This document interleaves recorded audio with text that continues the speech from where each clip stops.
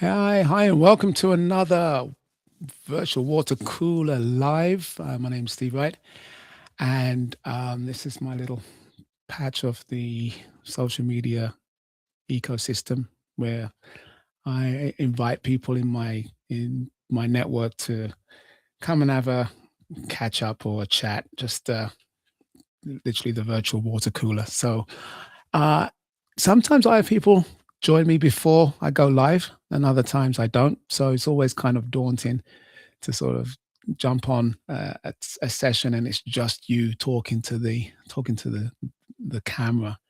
But I am looking forward. I'm hoping that we're going to get some folks come and join us. For those that have, they get invites and they sort of they wonder what it's all about.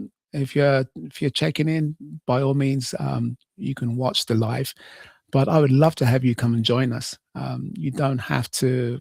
There's no pre-qualification other than a willingness to, I guess, get on camera and say hi and have a conversation. Um, I don't have an agenda by design because uh, my goal is to have this be as organic as possible, and that's not a cop out to sort of not have a topic, but it's really just an opportunity to genuinely make it feel like a water cooler or a break room. If you're in the UK, I guess the water cooler phrase is more of a US thing. Um, but that's pretty much in a nutshell. For me, just to kind of share what's been going on, something recently that's you've probably seen a couple of posts over the last 24 hours with a friend, a dear friend of mine, Robert Latibaudiere, sharing his journey with investigating a prostate issue. So I'm not sure. I won't sort of speak to that more than he has. But he's been undergoing some tests and biopsies and things, and it really did just sort of bring home the importance of men's health generally, black men's health in particular, and certainly the sometimes there's a bit of a stigma or a bravado around prostate issues. So I sort of put a call out there to ensure that um, we get checked. We don't take this thing lightly. We look for signs. We look for changes. And we should always look for changes in our body as we get older, regardless. But particularly in that region, if you like. So it's really important that we take the time to have those tests and checks done. The PSA, the prostate specific antigen, is a sort of a marker in the blood that some doctors say it's inconclusive. It's sort of maybe a bit of an early warning sign, but other factors can affect the PSA count that you get. So sometimes I've had a doctor that told me that it wasn't as indicative of an issue as sometimes people want it to be. But my argument is that if you've got anything that you can test for, then you should ask for it. You want to take agency in your health, and that's an important thing. And also just have someone you can talk to. I think sometimes these things go undiscussed and therefore undetected. Um, my my dad had his prostate removed. My stepmother is a nurse, and she kind of was very much on his case about his health. So he had an advocate in his corner. Um, but I know other men in my family that certainly have sort of dismissed it or put it down to age or just time of life or something else, and have had complications or problems due to it. I've also had friends that have had it detected, an issue detected, and dealt with early, and have come out the other side totally fine in terms of sort of the prognosis is very good or positive at least when you detect these things early. So men of color over 45, some people say it's getting even younger than 45, but certainly that's sort of a benchmark. Uh, Ensure that you get tested, you you pay attention to um, things in that region without being too sort of specific, but it's very important. It's very important. So let's have a discussion.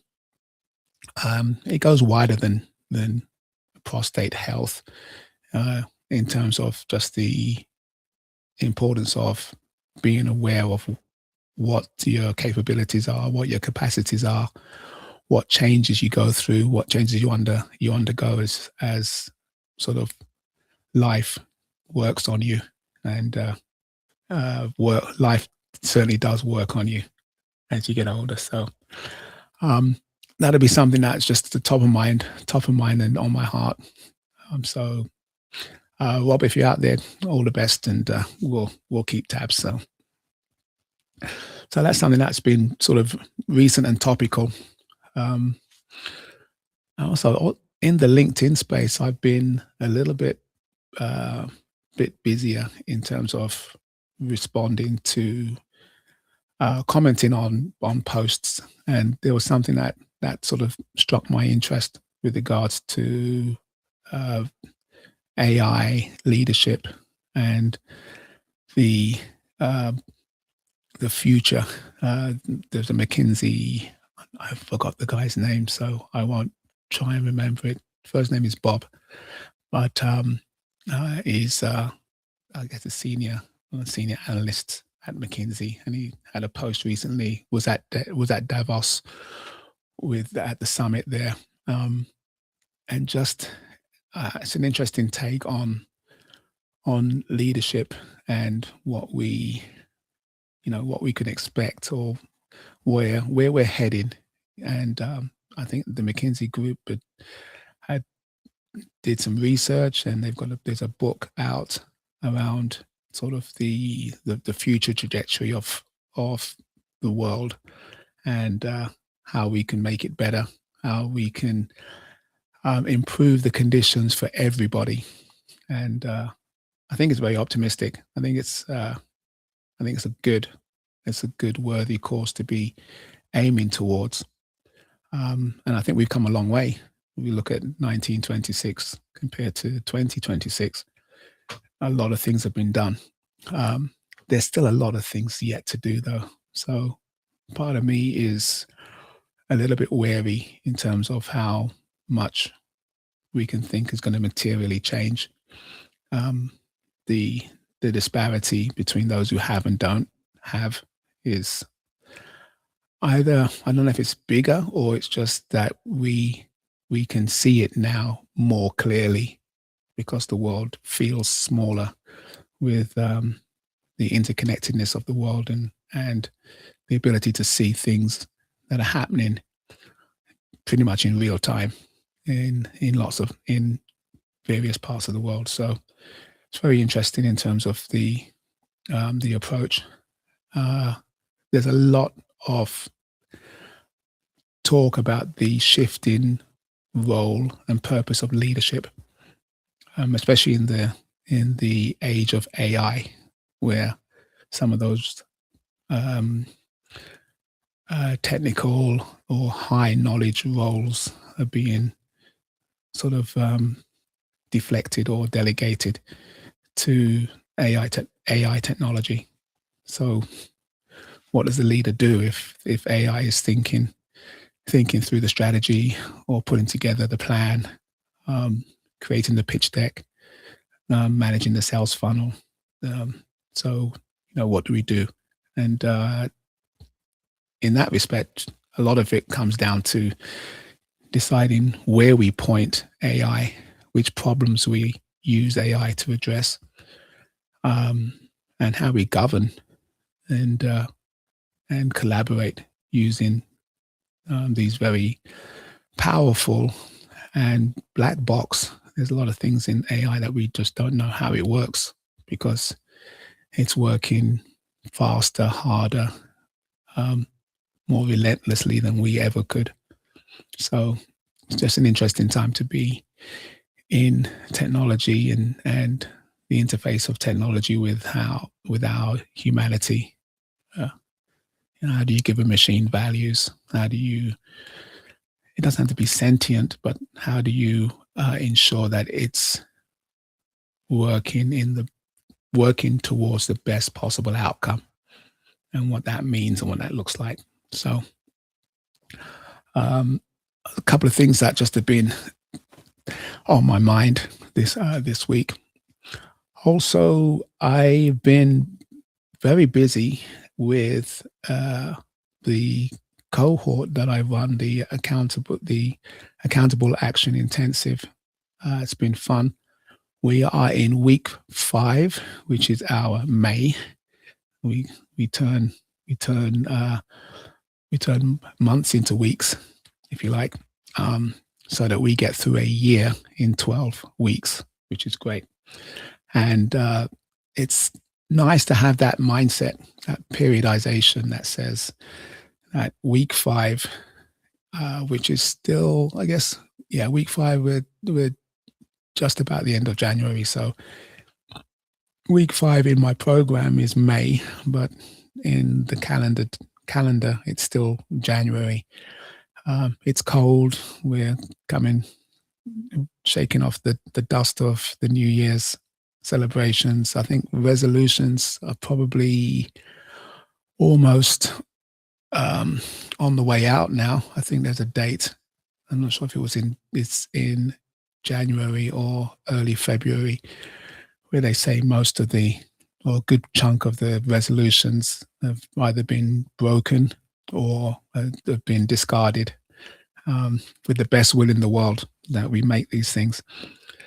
And so my journey is really to dispel that myth that you don't make resolutions because you know in the back of your mind or deep in your heart you're not going to keep them. So I was one of those people that said, "Oh, I'm never going to make a resolution," because it's like, I know it's not going to happen. I'll have intentions instead of resolutions, which is, I don't know if that's any better to have an intention, um, because either way, whether it's an intention or a resolution, um, there needs to be action behind it. Uh, it's the vibe thing. There has to be a vision that you're intending towards.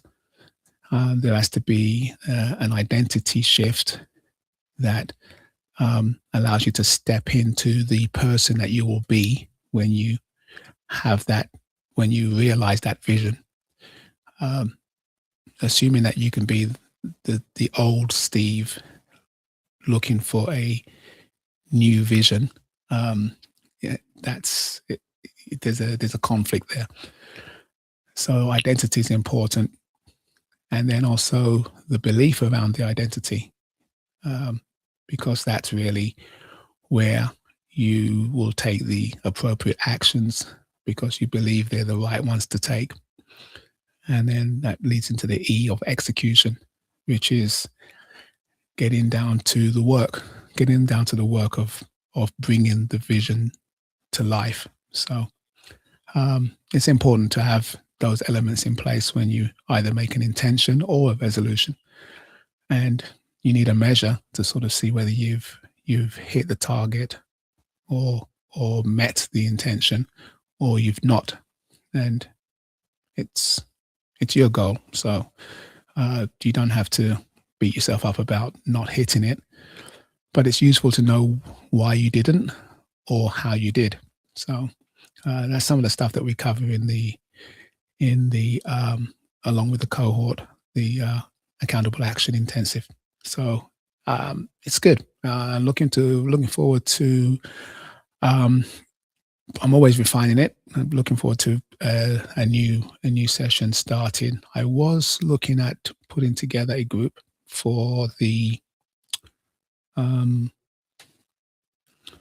the middle of February, actually first week of February, but may push that back a little bit depending on numbers and timing. But it's certainly something that has really shaped my 2025 year, having done 4 iterations of that through the year, and looking forward to it really spearheading or jumpstarting my 2026. So all good stuff. All good stuff. If it's me just waxing lyrical, then I may actually cut this session short today, which is okay. It's one of those things. I do have some stuff to do, but at the same time, I would like to just hang out a little bit longer to see if any of the usual suspects will pop up into the room.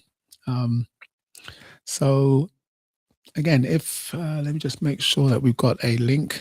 I've got the link in the description here. I'll put it in the comments as well. Oh. Let's have a look here. So, the LinkedIn has changed the way you show things, which is kind of but I will stick. Yeah, it's in there. Look forward to seeing you. The link is in there. Studio Restream. So if you're interested in coming along, just come along, say hi. That would be fantastic. I also stream this to Facebook, so I will look on Facebook and see if there's any comments and feedback there. It is strange just having all these things open at once, but it's all good.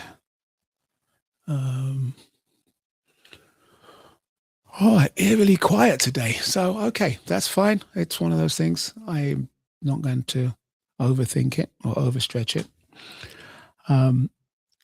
I will give it, I'll give it a couple more minutes. And if I don't have anyone come and have a chat with me, then I will leave the cooler and go off and get some other stuff done. Got some posts to write and some content to edit. So I'm looking forward to getting that done today. But yeah, so I guess generally this is again the format that we have. It's something that I invite a bunch of people in my connections to come to. I understand it's depending on where you are in the world. It could be still in your work day. It misses your lunch hour and sort of stuff. But it's what it is. There's never going to be a right time to do a live. But I'm happy to do it. And even if I'm just by myself talking to the camera, then that's totally fine. I will look forward to catching up with all of you through other social media platforms. LinkedIn is my hangout space, but certainly on Facebook as well. And if there's anything that I can help or serve you with in the space of coaching skills, or want to find out more about the accountable action intensive, it's making your year in a month, in months. So that's definitely a great tool that will spearhead driving goals. So I will leave it there for today. Thanks for your time and attention, and I hope you have a great rest of the week, and we will catch up next week at the water cooler. All right, take care, everybody.